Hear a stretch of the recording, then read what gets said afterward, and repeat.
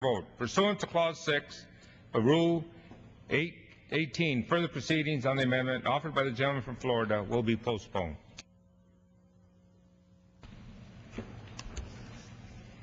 It is now in order to consider amendment number 3, printed in House Report 11136. For what purpose does the gentleman from Colorado, well, excuse me, gentlelady from Colorado rise? Mr. Chairman, I have an amendment at the desk.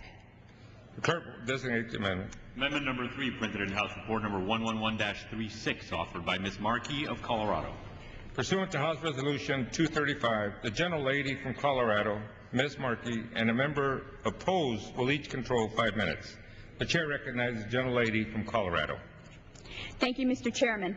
I rise today to urge my colleagues to support my amendment to require states to use at least 15% of each capital grant under the State Water Pollution Control Revolving Funds for municipalities of less than 10,000 people.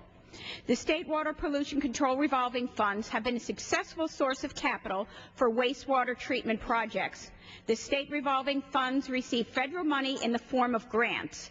Each state uses the fund to issue long-term, low-interest loans for publicly owned wastewater treatment construction. Loans are repaid to the fund, thereby ensuring a perpetual source of financing for capital projects. According to the EPA, communities of less than 10,000 people often have a harder time building and maintaining wastewater treatment facilities due to financial limitations.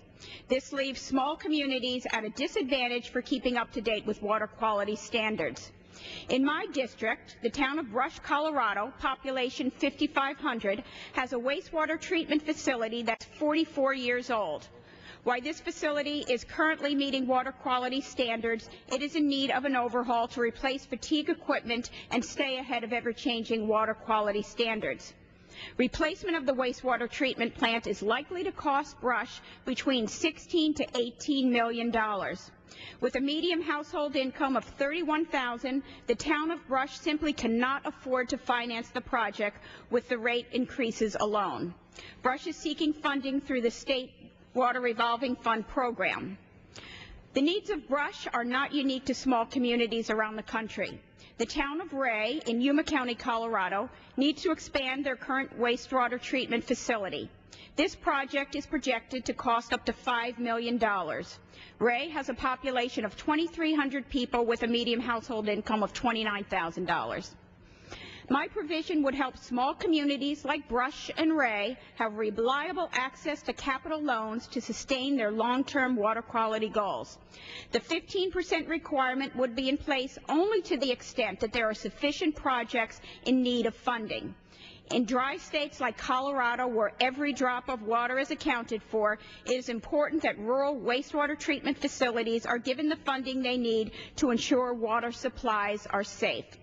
I urge all members to support my amendment to H.R. 1262, and I reserve the balance of my time. The gentlelady reserves her time. Will the gentlewoman yield?